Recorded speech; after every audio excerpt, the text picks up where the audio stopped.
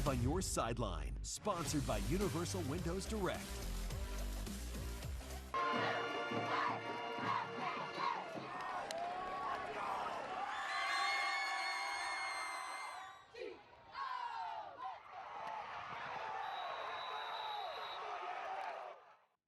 Welcome in to 5 on your sideline. I am Corey Miller, and we have got some highlights for you tonight. From Breeze, Illinois to Eureka, Missouri, we were all over the area getting the best area athletes in action. So let's get right to it. First up, a game that was more than a game. Historic rivals Columbia and Waterloo coming together to honor the life of Columbia student Crawford Bryant. Bryant's brother Hudson played tonight to honor his brother and comes through to help on this tackle for the Eagles. He also scored a touchdown later in the game. Waterloo dialed it up on offense, though. Great play designed to get Justin Manning into the end zone. 6-0 Bulldogs. Then Conrad Lindhorst finds Jerez Sales into Columbia territory. They would score after that. Bulldogs got the win 31-14, but tonight was about much more than the final score. Waterloo and Columbia have a rich history of friendships and battles on the football field and on the basketball court and soccer, and it's just been wonderful. Wonderful support from both communities. Hillsboro making the trip to the city to face SLU. Blue everywhere for this one. How about some love for the kicker? Caleb Arnold makes it 3-0 Hillsboro in the second quarter. It's a new offensive era at SLU with Sansone and Wingo gone, but here comes QB Kyron Ellaby, 6'2", 265 pounds. Good luck tackling him. That first down run kept the drive alive. Then it would be finished off on a TD run from Jordan Taylor. SLU wins 24-17. Troy Buchanan going all the way across the river to O'Fallon, Illinois tonight. Nice connection for the Panthers here. Eric Smith down at the 1-yard line. Not long after, Gene Page is going to get in with a touchdown for O'Fallon. Troy brought their A game to Illinois tonight, though. Carter Dowell's going to waltz right in for a score, and Troy goes on to win 55-20. Rittner at Ladue, and we are going to start with a big old boom. Look at this hit coming up from Ladue's Jonathan Nichols. Boom! More on him later. Rittner got some revenge for that hit, though. Here comes a touchdown, DeMarcus Wilson, 7-6 Ladue. Rams on the move, and it's going to be Nichols. You remember him. This time on offense, third down catch. That would set up a Ladue field goal. And then, I think you know where this is going. It's Nichols again, this time with an interception. He's everywhere, folks. Ladue wins 23-20. Over to beautiful brand new Mossfield for the first varsity game for Webster Groves in their new palace. They hosted Hazelwood West. Jabari Lofton has his mark all over these highlights. The West quarterback's going to scramble and then just decide to take off right past our camera for the score. Later on, Lofton would find Antoine Lucky for 6 as well. Now, I know all of our highlights were from West that you just saw, but guess what? Webster came away with the 15-13 win to open the brand new Mossfield. Hey, big game last night. Lutheran North hosting Blair Oaks. We had some awesome highlights. Jonathan Moore puts it up. Trey Bass brings it in. Touchdown Crusaders. Carvon Jefferson is going to pop this ball out. Oh my gosh, look at that. Lutheran North has it going the other way. What a play on defense. Then it's Javon Blackman, refuses to get tackled. He's going all the way for the touchdown. Rumbling, bumbling, stumbling. Now the play of the night, maybe the play of the year. More to Jaquavion Whitfield doing his best Odell Beckham Jr. one-handed catch impression. My goodness, there it is again in slow motion. Doesn't get better than that. Lutheran North wins 58-28. One of the biggest wins last week was Eureka's opening victory against Francis Howell. The Wildcats are an experienced bunch this year under Coach Jacob Sumner. They've got some big goals.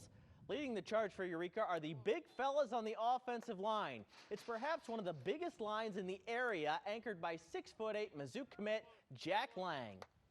Yeah, I've been around Eureka for a really long time, and the 5 guys we have playing up right now are pretty big, massive human beings. We've always called ourselves the Hoggies. This offensive line, we're really gritty. That's our offensive word is grit, and so we've taken that as a word that we want to become. At this point, it's really just a testament of how far do we want to go. We have all the pieces that we need to go. I feel like physically we could make it to a state. So let's go to Eureka for the Wildcats hosting Marquette tonight, and that offensive line is going to do their work on this first play. They spring Trevor Kodak for a long touchdown run, nice shot from photographer Clark Bowen right down the sideline. Eureka up 6-0. Later, it's going to be Kodak again, this time on the receiving end of a score that had the Wildcats rolling. Eureka cruises to a 37-14 win to move to 2-0 on the season. Tackle Hunger 3, sponsored by Neighbors Credit Union, your neighbor for life.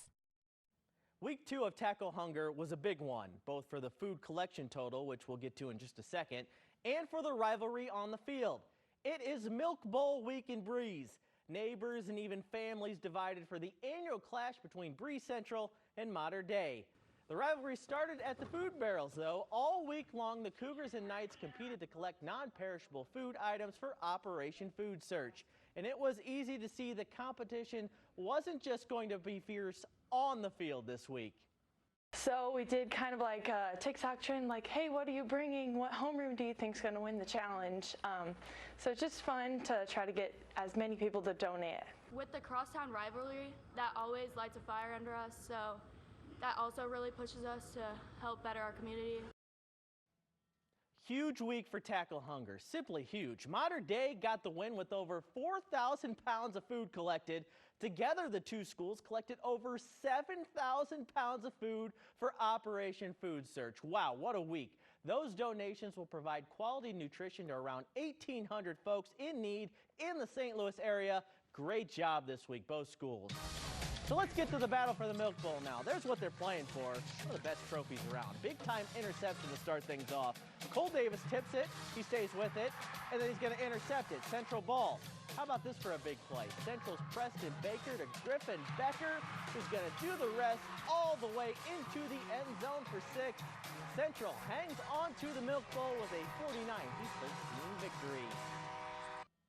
Well, the playoff dream isn't technically dead yet for the Cardinals, but we are entering miracle-needed territory. The Cards need wins, and they need some help from the rest of the league. They kicked off a 3-game set with Seattle tonight at Busch Stadium.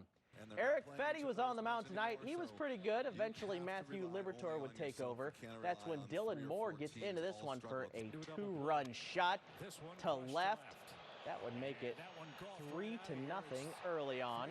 The Mariners would add on later in this one. Here in the 9th inning, Cal Raleigh's going to step up and smack one down the line. That'll score 2 more. Cardinals muscle just 1 run. Seattle wins 6-1. We have a big college football Saturday on deck tomorrow. We'll talk some more pigskin coming up after the break.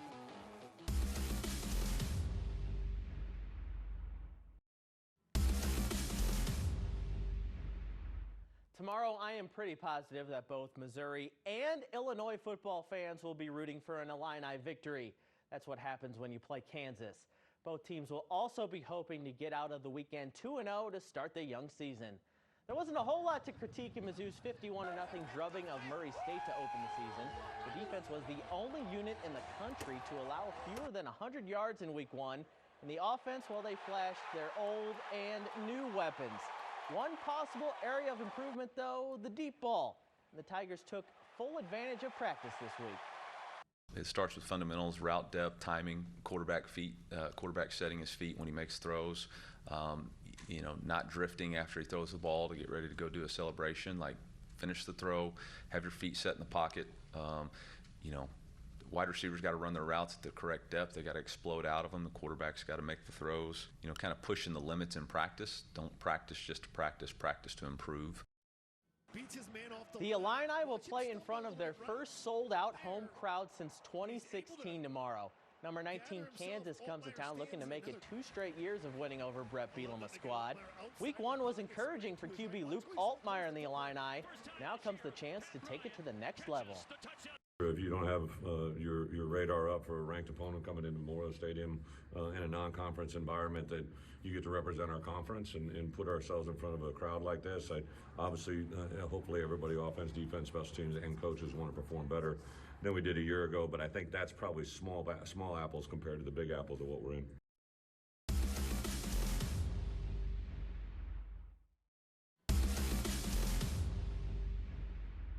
This 5 on Your Side St. Louis City SC coverage is sponsored by Together Credit Union. City SC is back on the road tomorrow, and the road has not been kind to them. They're the last team in MLS without a road victory this year. With 7 games to go, sitting 9 points out of a playoff spot, it feels like every game is do or die. And it will be a fight tomorrow in New England against old friend Tim Parker and the Revolution. Now, we know we haven't had success on the road. We have to fix that.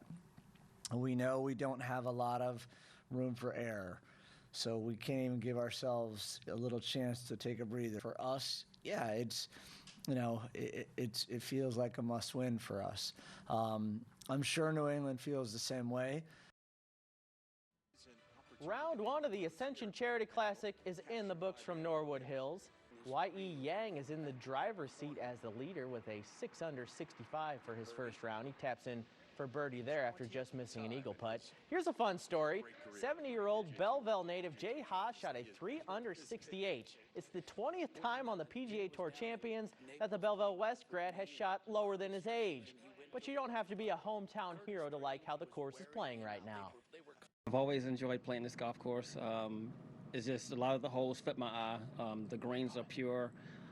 You know, Zoysia fairways, the ball sits up, so it's definitely a course you can score on. It's fun to be playing at home. It's fun to be playing well at home. Sometimes you want to hide if you're not playing well, but it was a good day today. I thought the crowds were really good. I think it's going to be spectacular on the weekend with the better weather. That'll do it for 5 on Your Sideline tonight. I am Corey Miller. Have a great night, St. Louis.